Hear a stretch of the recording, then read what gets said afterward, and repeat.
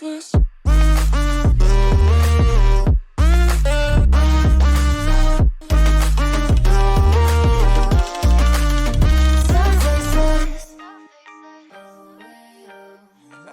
und herzlich willkommen hier bei Frisbee Gaming.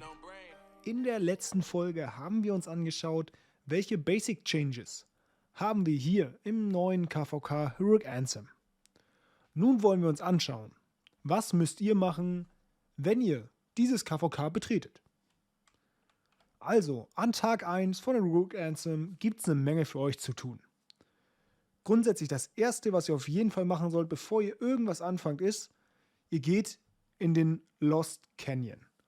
Der funktioniert, kennt wahrscheinlich jeder, wie unser Sunset Canyon. Ihr stellt euer Team auf, macht die ersten Attacks, sodass ihr eine vernünftige Platzierung bekommt. Weil, wenn ihr das später macht, also am besten sollte das direkt nach Reset passieren, damit ihr eine hohe Position bekommt und gerade am Anfang, auch als schwacher Spieler, relativ viele Coins mitnehmen könnt, ohne viel zu investieren. Wenn ihr das erst nach 10, 12 Stunden macht, dann landet ihr irgendwann auf Rang 6000. Und dann dauert es mehrere Tage, um sich irgendwie nach oben zu kämpfen und mehrere Punkte zu ergattern. Das heißt, der frühe Vogel fängt den Wurm, Lost Canyon sollte so schnell wie möglich gemacht werden. Der zweite Punkt, der echt wichtig wird, ist einfach, okay, ihr sagt, ihr müsst eure Ressourcengebäude bauen. Das heißt, die Kristallmine, die solltet ihr direkt am Anfang bauen.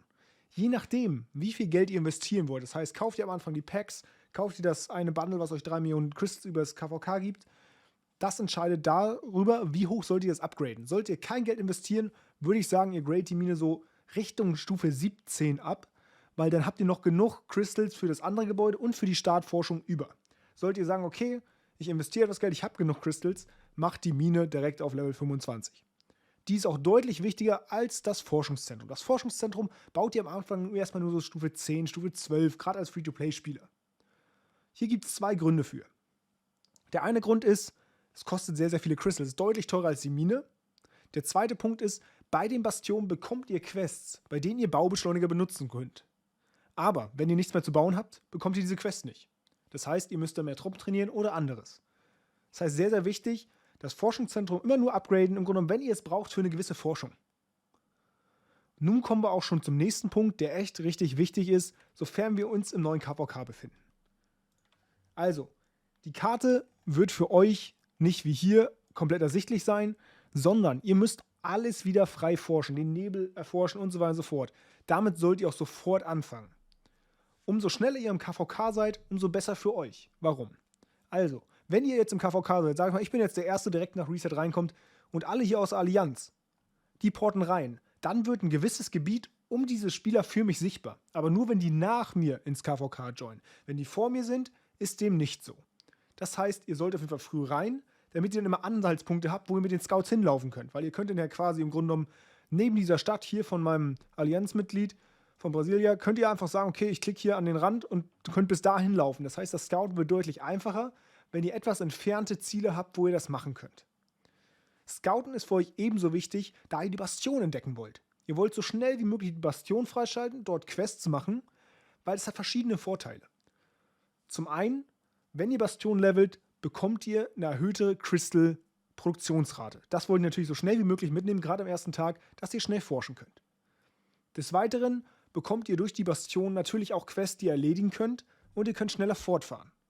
Dabei ist auch Scouten mega wichtig, dass ihr sagt, okay, ich finde die Bastion so schnell wie möglich. Wichtig hier noch zu wissen, ihr solltet nicht alles wegscouten, da es auch Quests gibt, wo ihr scouten sollt. Das heißt, lasst euch immer eine Ecke frei, wo es für euch nicht so interessant ist, was zu sehen, später, damit ihr dies noch für Quests benutzen könnt. Nach 29 Tagen verschwindet der Nebel komplett. Das heißt, vorher könnt ihr das auf jeden Fall komplett frei scouten. Es wird auch wieder Höhlen geben, in denen wir extra Crystals erhalten können. Das wird auch nicht uninteressant, gerade am Anfang des Spiels. Deswegen ist das Scouten so wichtig. Scoutet dann auch diese Höhlen, dass ihr so schnell wie möglich Crystals bekommt, weil in den Höhlen sind Crystals, mit denen ihr dann schneller forschen, Gebäude ausbauen oder ähnliches könnt. So, zurück zu Tag 1. Nachdem wir uns jetzt angeschaut haben, okay, wenn ich direkt reinkomme, was mache ich? Jetzt schauen wir uns an, wenn ihr in das Forschungszentrum geht, was sollt ihr dort eigentlich machen? Hierfür habe ich eine Übersicht mitgebracht mit den ersten Forschungen. So, ich hoffe einfach mal, dass ihr in dem Fall meine Maus seht. Wenn nicht, dann werde ich es einfach beschreiben. Also, wir haben dort immer unter den einzelnen Forschungsabteilungen haben wir Summen. Das heißt, wie viel Booster kostet es und wie viel Crystals, damit wir das maxen. Die erste Reihe mit den Attack-Forschungen ist für uns relativ uninteressant am Anfang, gerade als Free-to-Play-Spieler. Damit nehmen wir nur so viel mit, dass wir die nächste Stufe, den March Speed, freischalten. Den nehmen wir auch nur mit und dann kommt das erste Interessante, wo wir hinwollen.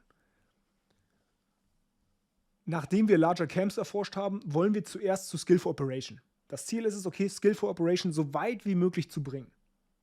Das ist auf jeden Fall das Hauptziel, was ihr erreichen sollt, direkt am Anfang, weil jede Forschung wird danach günstiger für euch. Anschließend geht ihr auf Treaties und Cultural Exchange, so dass ihr im Grunde von den Bastionen, die ihr am Anfang schnell fokussieren wollt, mehr Outcome bekommt. Warum sollte man auch die Barbarian Reports mitnehmen? Gerade Bosse wie die KH-Bosse sind mega interessant, weil ihr super viele Crystals aus ihnen bekommt. Diese bekommt ihr aus etwas schwierigeren Bastionsquests. Dort erhaltet ihr ein Amulett und dann könnt ihr KH so beschwören, im Grunde genommen wie ein Loha. Der ist aber relativ schwer zu machen, gerade am Anfang von KVK, wo eure Forschung nicht so gut ist es nicht so easy. Aber da ihr die Crystals mitnehmen wollt, nehmt ihr auf jeden Fall auch Barbarian Reports mit, dass ihr die Barbaren leichter besiegen könnt, weil die generellen Barbaren in diesem KVK auch stärker sind. Also, nachdem ihr dann im Grunde genommen diese 4 Forschungen alle mit den Rotsternen gemacht habt, geht ihr dann über Richtung Plünderer 1. Sobald ihr Plünderer 1 fertig habt, könnt ihr auch beginnen, KH zu spawnen, weil ihr dann deutlich mehr Crystals bekommt. Wenn ihr sagt, okay, eigentlich brauche ich die Crystals von KH noch gar nicht, könnt ihr warten, bis ihr später Plünderer 2 reacht.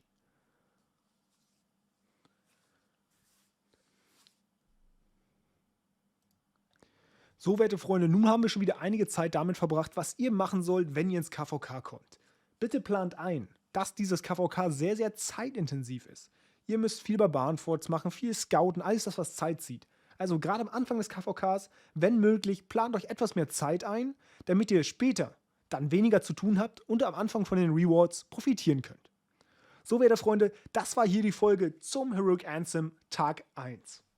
Solltet ihr noch Fragen oder Anmerkungen zu meinem kleinen Guide haben, schreibt das gerne in die Kommentare. Vielen Dank fürs Zuschauen und bis zum nächsten Mal.